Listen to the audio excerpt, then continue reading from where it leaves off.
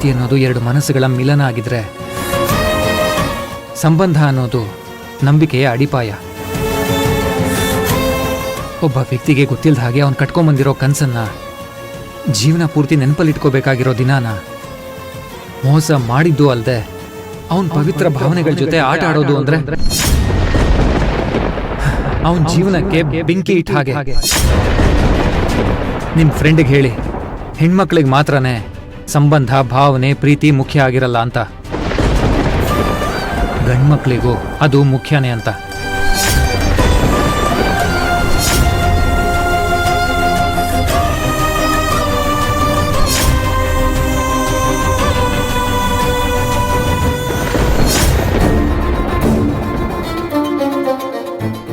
ಇಷ್ಟೆಲ್ಲ ಮಾಡಿ ನಿಮ್ಮ ಫ್ರೆಂಡ್ಗೆ ಒಂದ್ಸರಿ ಇದೇ ಘಟನೆ ನನಗಾಗಿದ್ರೆ ನನ್ನ ಪರಿಸ್ಥಿತಿ ಏನಾಗ್ತಿತ್ತು ಅಂತ ಯೋಚನೆ ಮಾಡಿ.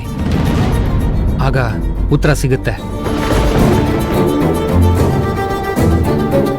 ಅವನ್ ಕಟ್ಟಿದ ತಾಳಿನೇ ಅವನ್ ಕುತ್ತಿಗೆಗೆ ನೇಣಿನ ಹಗ್ಗ ಆಗಿದೆ.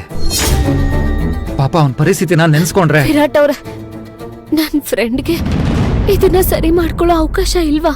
ಇಲ್ಲ ಸಿಂಧು ಅವರೇ, ಪ್ರೀತಿಲಿ ತಪ್ಪು ಮಾಡಿದ್ರೆ ಕ್ಷಮಿಸ್ಬೋದು. ಆದ್ರೆ ನಂಬಿಕೆನೇ ವ್ಯವಹಾರ ಮಾಡ್ಕೊಂಡ್ರೆ ಕ್ಷಮೆ ಅನ್ನೋ ಪದಕ್ಕೆ ಅರ್ಥನೇ ಇರಲ್ಲ.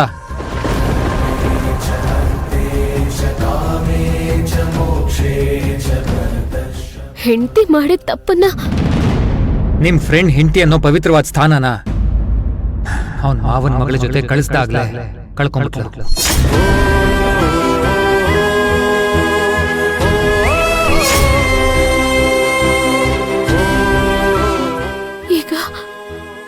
ನಾನು ಏನ್ ಮಾಡ್ಬೇಕು ವಿರಾಟ್? ನಿಮ್ ಫ್ರೆಂಡಿಗೆ ಮೊದಲು ಫೋನ್ ಮಾಡಿ ಗಂಡನ್ ಬಿಟ್ಟು ದೂರ ಹೋಗಕ್ ಹೇಳಿ.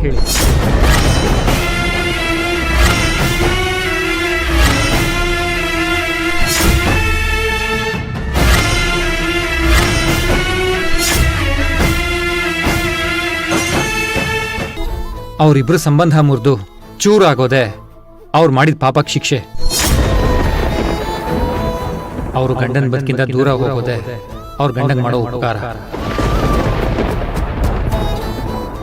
ಸಿಂಧು ಅವರೇ, ಇಂಥ ಫ್ರೆಂಡ್ಸ್ ಆವಾಸ ಬಿಟ್ಬಿಡಿ. ನಂಬಿಕೆಗೆ ಬೆಲೆ ಕೊಡದವರು ಯಾರಿಗೂ ಹತ್ರ ಆಗೋಕ್ ಸಾಧ್ಯನೇ ಇಲ್ಲ. ಆಕ್ಚುಲಿ ನೀವು ಹೇಳಿದ್ಮೇಲೆ ನಿಮ್ಗಿಂತ ಜಾಸ್ತಿ ನಾನ್ ಡಿಸ್ಟರ್ಬ್ ಆಗ್ತಾ ಇದ್ದೀನಿ. ಛೇ, ಸರಿ ಬನ್ನಿ ಮನೆಗೆ ಹೋಗೋಣ. ಇದಕ್ಕಿಂತ ತುಂಬಾ ಇಂಪಾರ್ಟೆಂಟ್ ಡಿಸ್ಕಸ್ ಮಾಡೋದು ನಮ್ಮ ಹತ್ರ ಇದೆ. ಬನ್ನಿ.